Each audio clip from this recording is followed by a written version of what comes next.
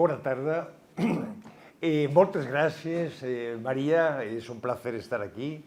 Y con María ya vamos trabajando juntos hacía muchos años. Y cuando me contó que estaba montando con una compañera un centro cultural aquí en Bañoles, La Bombonera, hacemos publicidad directa, y me invitó a dar la conferencia, por supuesto que vine para apoyarla en el proyecto, para apoyarlas a las dos. Y bueno, han sido muchas experiencias y continuarán siendo. Y Miquel Serrano, pues muchas gracias también por la presentación y por la iniciativa de poner en marcha el museo, el MUME, en Lavajol, bueno, y en la Junquera, ¿no? Y la iniciativa de reconstruir aquel espacio tan emblemático de la República Española, ya al final de la guerra, prácticamente ya en el exilio. Y lo que vamos a hacer hoy es contextualizar todos estos datos que estamos dando, que son muchos quizás. Especifico y aclaro que este es, digamos, el tema con que yo inicié este ámbito de investigación, lo que fue la evacuación del Prado. Después de ahí se ha derivado muchísimas otras investigaciones, por ejemplo, el tema de las incautaciones franquistas, las confiscaciones, el desvío de miles de obras. Precisamente la semana pasada, como comentaba Miquel, en el Museo del Prado se produjo la devolución de 7 obras al antiguo alcalde republicano de Madrid, Pedro Rico, cuya colección había sido confiscada por el franquismo y distribuida a distintos destinos. El Prado había 2. En el Museo de Casa Colón de Las Palmas había 5, en el Museo de Valencia había 1, y así el Museo del Romanticismo otro, el Museo del Traje 2, bueno, como ven, una auténtica diáspora de obras de arte y que pertenecían a una colección particular, y en este caso concreto a un republicano, alcalde de Madrid, el primer alcalde republicano de Madrid, y ahí estaban los nietos recibiendo las obras, muy agradecidos. Y la verdad es que el placer y la satisfacción de haber iniciado todo ese proceso de investigación y que empieza a dar resultados. Me refiero que todavía habrá muchas noticias de este ámbito porque, insisto, hay miles de obras desaparecidas o desubicadas o colocadas donde no deben estar. Pero bueno, el tema hoy es éxodo y exilio del patrimonio artístico durante la Guerra Civil. Vamos a ver exactamente el inicio de toda esta historia, o por lo menos de mi ámbito de investigación. El esquema que vamos a seguir es el siguiente. Primero, ¿por qué el patrimonio está en peligro durante la guerra? Después, ¿por qué decide el Gobierno de la República proceder a la evacuación del Museo del Prado? Y cuando hablo del Museo del Prado, hablo de miles de obras que no son del Prado, me refiero. Del Prado salen 500. Ahí estaban las Meninas, los Grecos, etc. Pero después hay obras de múltiples orígenes. Lo comentaremos. 3. La creación de un Comité Internacional de Museos que interviene en España y permite. 4. La firma del Acuerdo de Figueras. 5. Que permite la evacuación a Francia y la llegada a Ginebra, a la Sociedad de Naciones. Ahí se abren las cajas, miles de cajas, y se realiza un inventario, el inventario de las obras. Y finalmente, cómo se reivindica esa deuda y cómo llevamos años reclamando que esto sea un tema de memoria colectiva, aunque yo creo que todavía queda mucho por hacer, mucho por reivindicar en este ámbito. Bien, rápidamente, porque si no se nos echa el tiempo encima, primero el peligro para el patrimonio. Empecemos en Cataluña, en Peralada. Allí vivía Azaña, en el Castell de Peralada, y Azaña es, como saben, el presidente de la República Española, que había escrito que el Museo del Prado es más importante para España que la República y la monarquía juntas. O sea, ahí podemos evaluar el grado de importancia que el Gobierno de la República concedía al Museo del Prado. Y Azaña, en una carta que envía a un amigo, describe: debajo de nuestro comedor estaban los Velázquez, en un edificio anejo otro gran depósito. Cada vez que bombardeaban en las cercanías me desesperaba temí que mi destino me hubiese traído a ver el museo, se refiere al Museo del Prado, hecho una hoguera. Bien, ¿cómo es posible llegar a este extremo, a esta situación en que Azaña teme que el Museo del Prado salte por los aires? Pues vayamos al 36, vayamos a noviembre del 36, cuando se produce el golpe de Estado militar contra la República, y vemos aquí una imagen muy impactante del Museo del Prado completamente vacío, con sacos terreros cubriendo las esculturas, y todas las obras han desaparecido. ¿Dónde están las obras del Prado?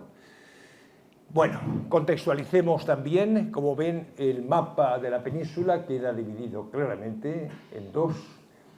La zona, digamos, golpista, después franquista, es la que aparece en verde para no caer en los tópicos de los colores, y el blanco sería la zona republicana. Como ven, Madrid es el objetivo fundamental de las tropas golpistas, y en territorio republicano, como ven, tenemos todo el norte, tenemos Cataluña, parte de Aragón, tenemos Valencia, tenemos la zona centro, Toledo, Guadalajara, Madrid, etcétera, Murcia, y la Andalucía oriental. Bueno, Madrid es el objetivo fundamental, y así es como se producen al principio graves daños, es verdad. Como saben, la propaganda franquista centró todo la maldad de los rojos, que habían quemado iglesias y destruido tal. Es verdad, pues en los inicios de la Guerra Civil sí que es verdad. Sí que es verdad que hubo asaltos a iglesias, quema de conventos, precisamente acaba de salir de ahí la noticia del convento de Sigena, de las pinturas que están en el Museo Nacional d'Art de Cataluña, y que fue quemado por los anarquistas, fundamentalmente, vamos.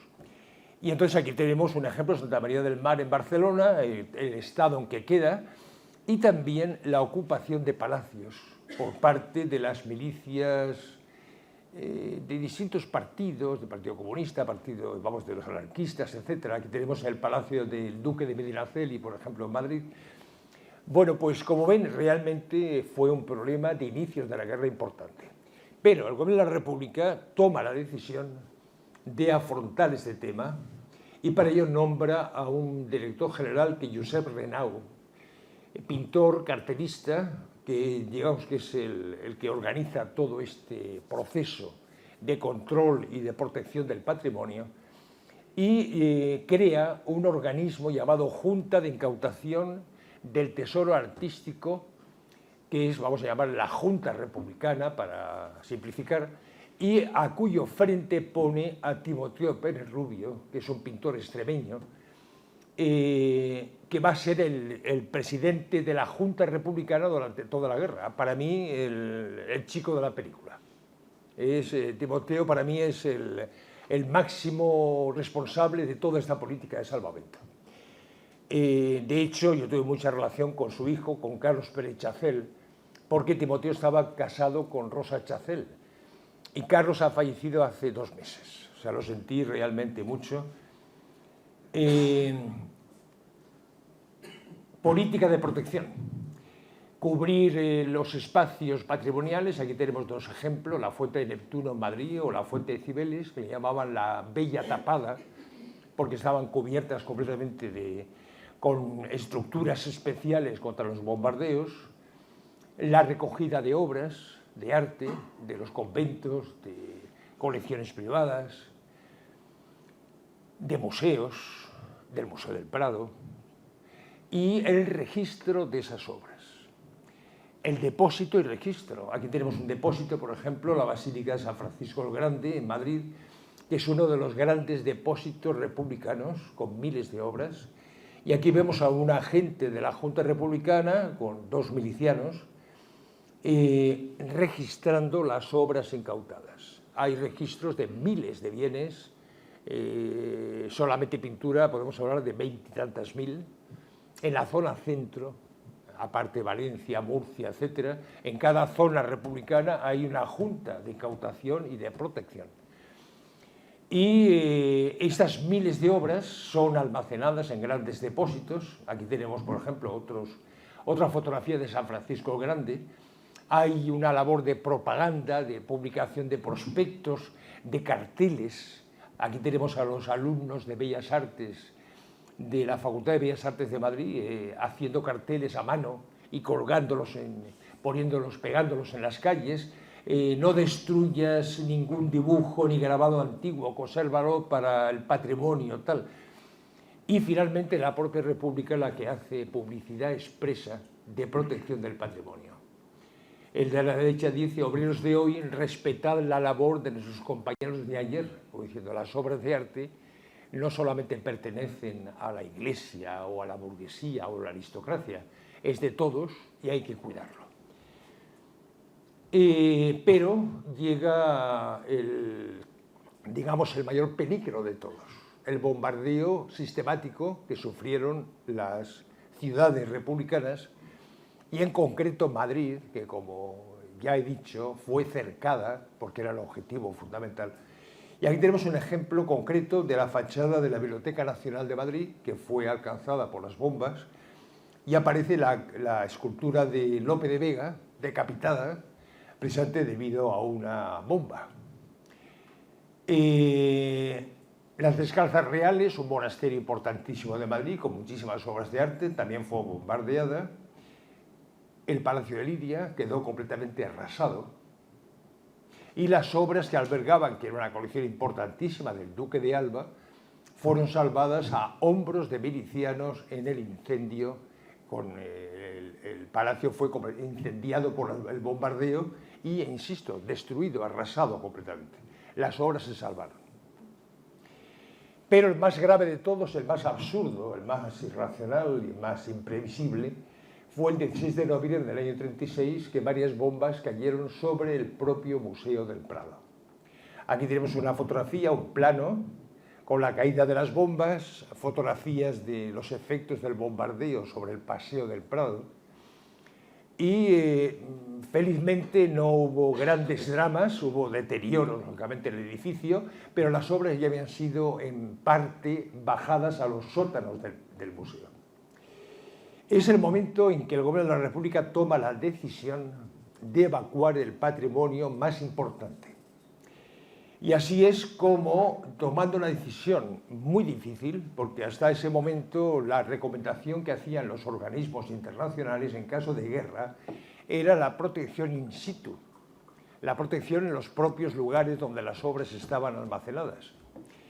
Pero la guerra española demostró, y en ese caso fue precedente de un ejemplo que después se extendería durante toda la Segunda Guerra Mundial, que la capacidad destructiva de las bombas era tan alta que la única alternativa era la evacuación activa de las obras en peligro. Así es como las obras son embaladas, cargadas en camiones, llevadas a Valencia. Tengamos en cuenta que el Gobierno de la República residía en Valencia también, y de allí, según el transcurso de la guerra, a Barcelona, y de Barcelona al norte de Cataluña, donde estamos, precisamente a la zona nuestra de Lavajol, Darnius era depósito de la Generalitat, Peralada y Figueres. Aquí tenemos un ejemplo de un camión cargado de la Junta Republicana del Patrimonio Artístico, del Tesoro Artístico, delante de la fachada del Museo del Prado, el embalaje de las obras. Aquí tenemos, por ejemplo, el autorretrato de Durero, el proceso de embalaje en distintas fases. Realmente el cuidado con que se embalaron las obras es sorprendente, en plena guerra civil. Varias capas, contra el fuego, contra la humedad, etc. El cargamento de las obras en grandes camiones protegidos y la llegada a Valencia. En Valencia fueron almacenadas las obras en las Torres de Serrano, que fueron especialmente protegidas. Las Torres de Serrano son unas torres góticas del circuito de la muralla medieval de Valencia. Bueno, les diré que ahí estaban las obras fundamentales del Prado. Aquí tenemos otro plano del museo y vemos un dibujo de la época, vemos las Meninas, Tiziano, tal, y es verdad, ahí estaban las obras fundamentales del Prado.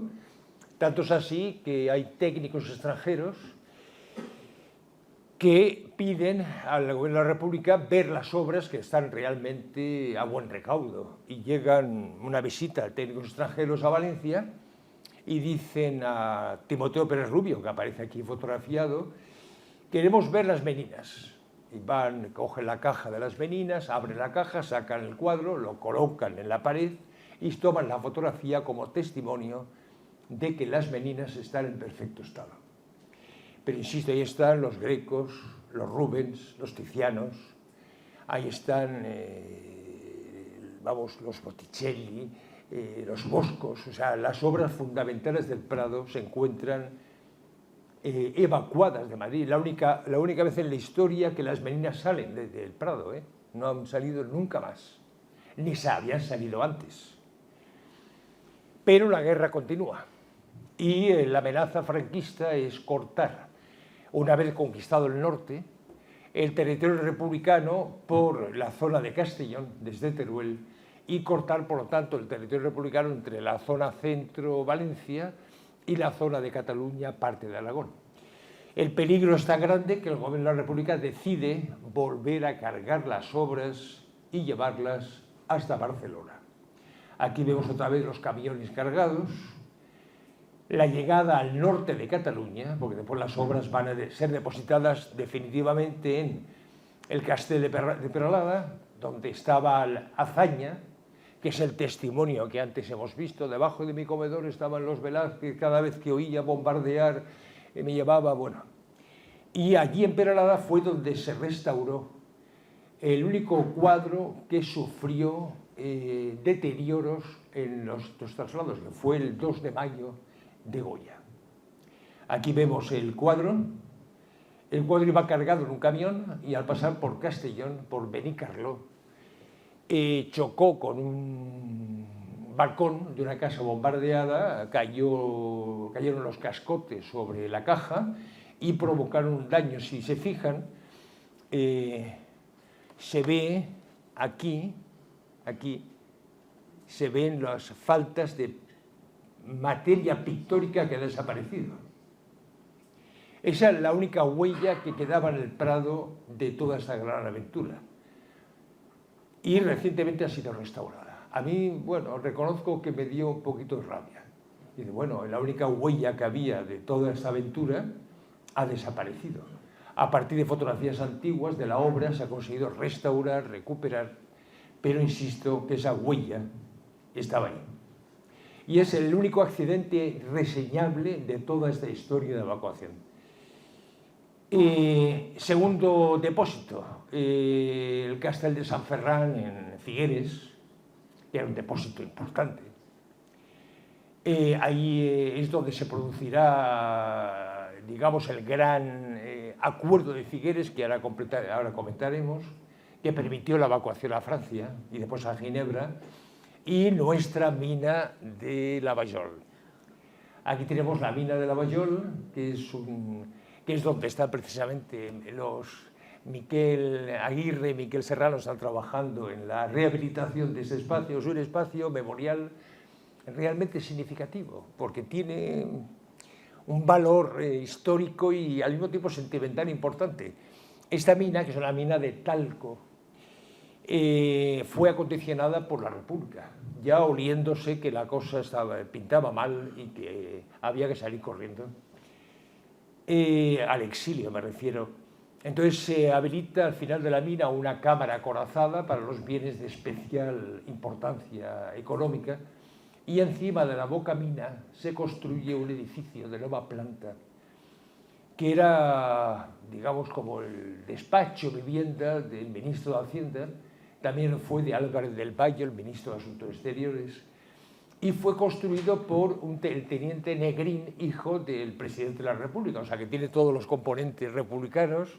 Se hizo un ascensor que conectaba el edificio recién construido, la planta, con la mina, y eso es lo que están en este momento rehabilitando y diseñando como exposición permanente el MUME, que me parece una magnífica iniciativa.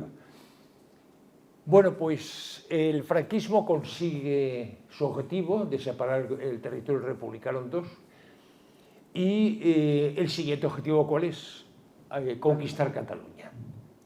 Avanza las tropas franquistas, estamos en el 27 de enero del año 39, siguen avanzando las fuerzas republicanas, 28 de enero, 2 de febrero, ya prácticamente cercanos a la frontera y muy cercanos a los depósitos del patrimonio artístico.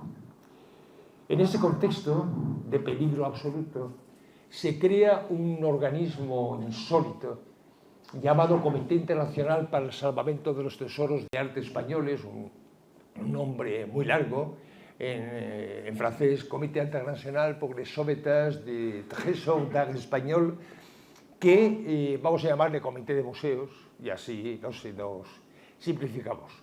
¿De quién es esta iniciativa de crear un Comité Internacional de Museos para que intervenga en territorio republicano y consiga evacuar las obras a Francia y a Suiza?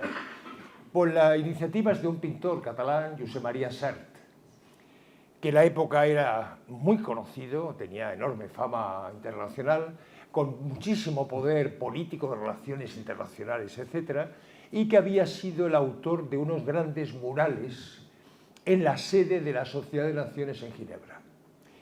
Sert toma contacto con el secretario general de Naciones Unidas, Avenol, y dice, mire, señor Avenol, tenemos que intervenir en España porque el Museo del Prado está a punto de saltar por los aires.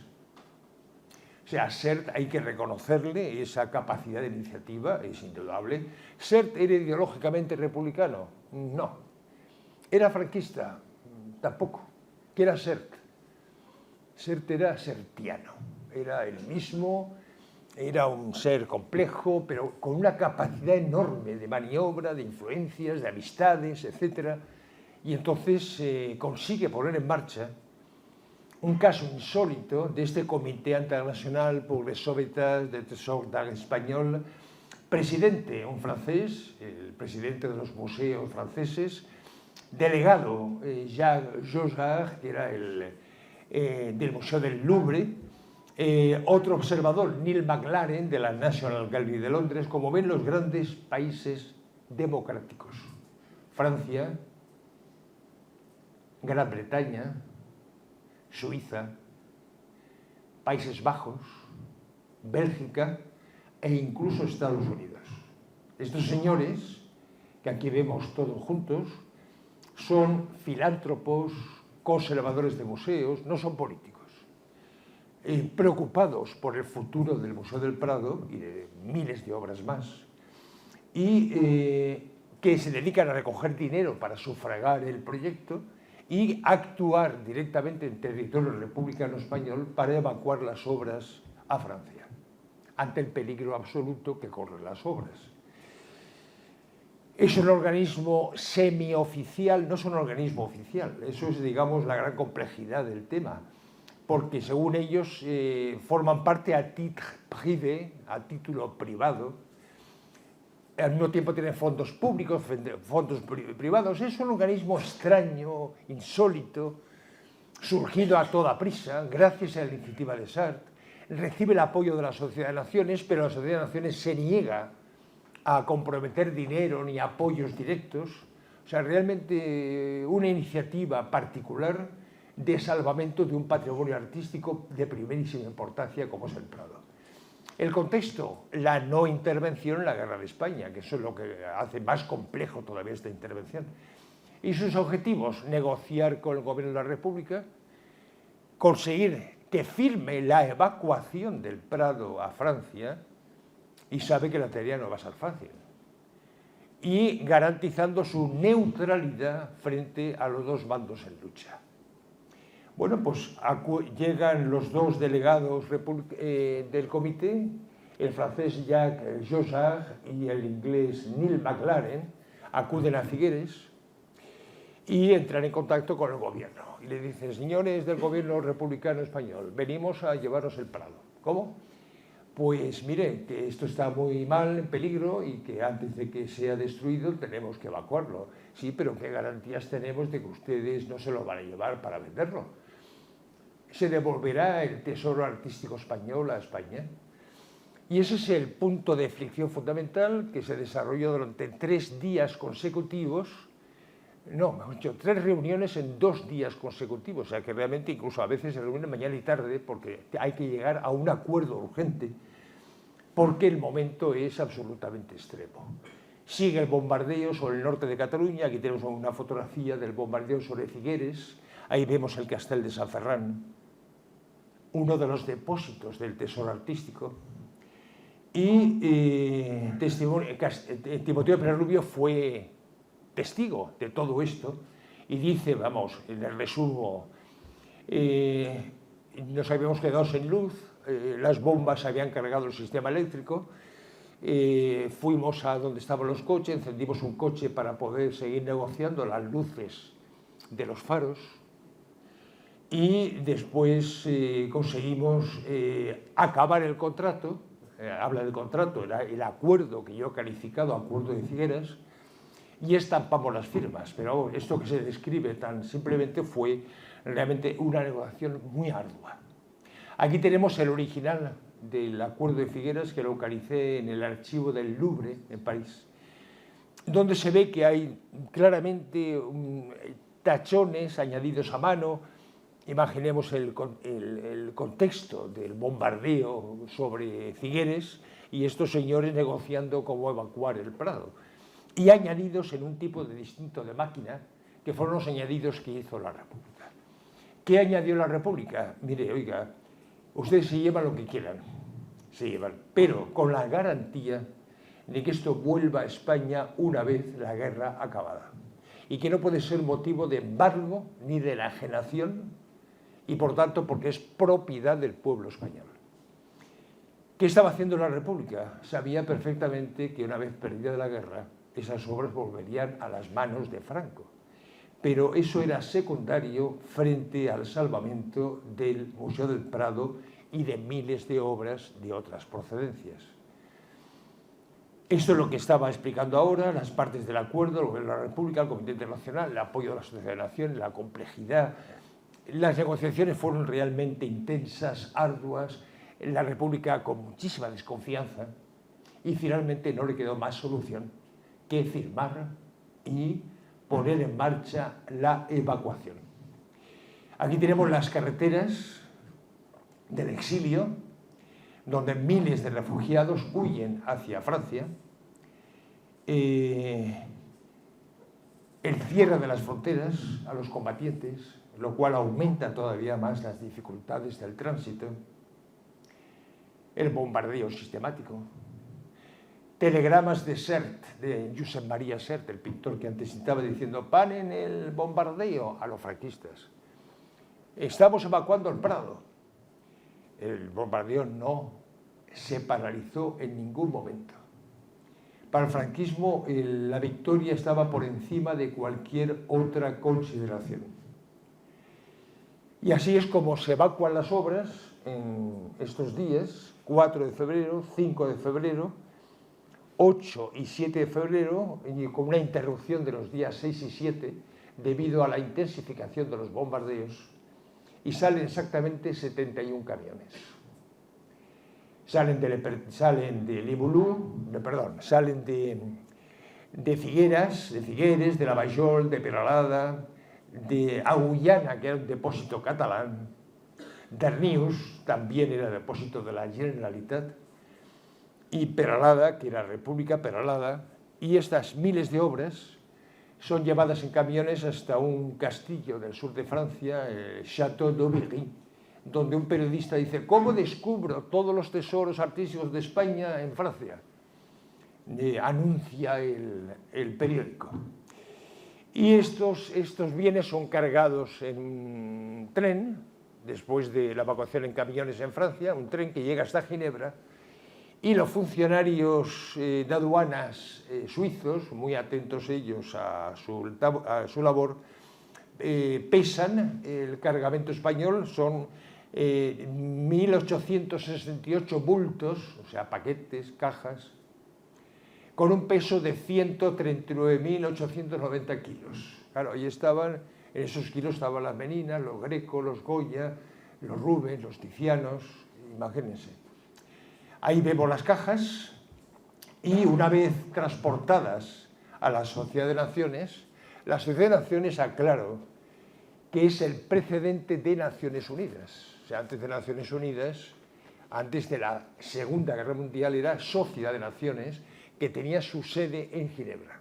Aquí vemos la sede que existe actualmente, es de Naciones Unidas hoy día, y aquí vemos a los obreros perdón, suizos, ya con camiones con matrícula suiza, descargando las obras en sus cajas, el transporte, el inventario, o sea, abrir las cajas, empiezan a abrir cajas, a sacar las obras y empiezan a hacer el inventario de obras. Aquí tenemos a Jacques Josard, a la derecha, el delegado del Comité Internacional.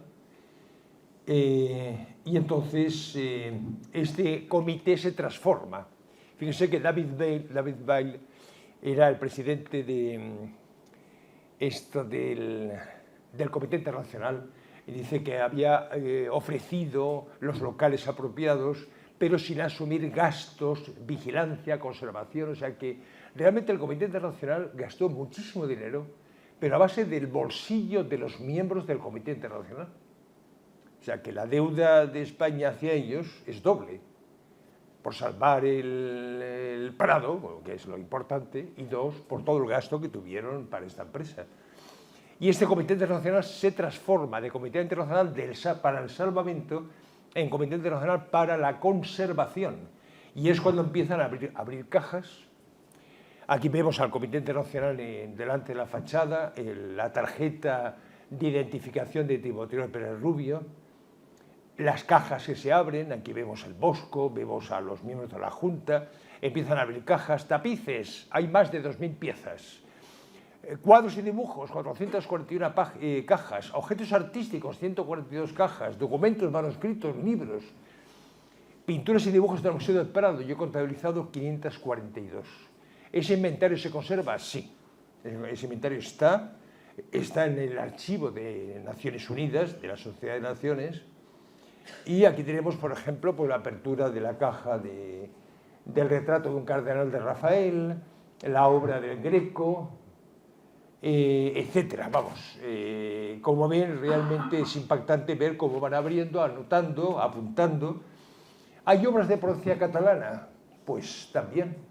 Hay un tema aquí curioso, y es que a última hora el Gobierno de la República decide acudir a Darnius y a Guyana y cargar obras de procedencia catalana y llevarlas a Francia para el tema de salvamento. El tema es polémico, porque en ese momento la Generalitat era la que tenía la autoridad y la responsabilidad sobre el patrimonio.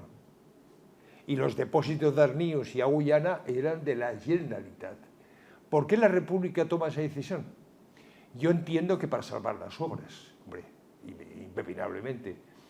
Y ahí estaban, por ejemplo, piezas importantes que se ha podido localizar. Todavía no se ha hecho la localización completa de todas las obras de procedencia catalana, porque hay dificultades para identificarlas, pero sí que se puede identificar dos obras, por ejemplo, que pertenecían a la colección de Francesc Cambó, que son estas dos obras que aparecen aquí, que fueron evacuadas a Ginebra, abiertas, inventariadas y después localizadas y devueltas a Cambó.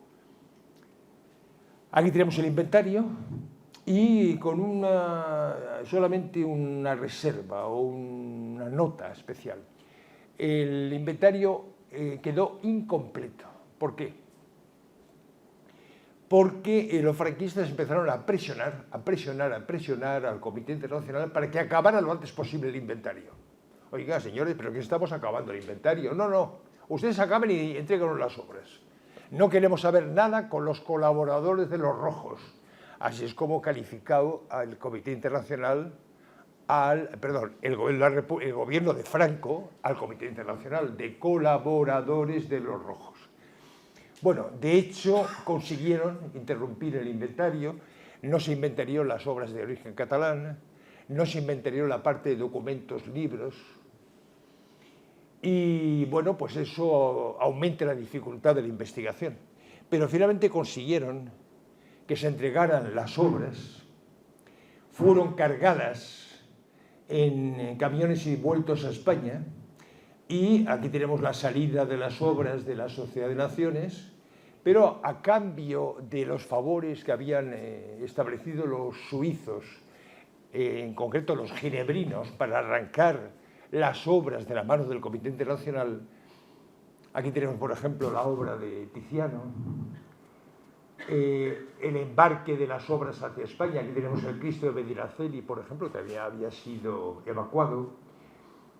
A cambio del apoyo ginebrino, el gobierno de Franco monta una exposición en Ginebra que va a durar 3 meses y que tuvo un éxito extraordinario de público internacional. Aquí tenemos la entrada a la exposición. Se llamaba Las obras maestras del Museo del Prado. Aprovechando que las obras estaban en Ginebra, montaron una exposición donde estaban las Meninas, los Velázquez, los Goya, los Greco, los Tiziano, los Rafael, etc. Aquí tenemos la entrada triunfal de la exposición, muy del gusto franquista, la conquista de Túnez, los grandes tapices de las conquistas españolas, y después las salas, el montaje de las salas. Aquí tenemos pinturas de Murillo, aquí vemos un Goya, las salas concretas, Velázquez, Murillo, Goya, pintura italiana del 17, y aquí tenemos la inauguración, y los franquistas se negaron a reconocer ninguna deuda con el Comité Internacional, ni moral ni económica. El éxito de la exposición fue absoluto. Aquí tenemos el cartel de la exposición, el cartel de entrada al Museo de Arte y de Historia de Ginebra. Se sacó muchísimo dinero, muchísimo dinero. Aquí tenemos una revista de la época anunciando la exposición, los escaparates de las tiendas de viajes con las obras españolas que estaban en Ginebra, el público internacional llenando las salas de la exposición, y los beneficios económicos fueron de 350.000 francos suizos que el franquismo se quedó. O sea, se entregó directamente a los franquistas y se lo llevaron a casa. ¿Con eso se podía haber pagado la deuda al Comité Internacional? Sí, pero se negaron a aceptarla, la deuda. Y lo curioso es que los beneficios políticos fueron todavía mayores, porque ellos aparecieron como los salvadores del patrimonio, cuando habían sido los bombardeadores del patrimonio, vamos a llamarlo así.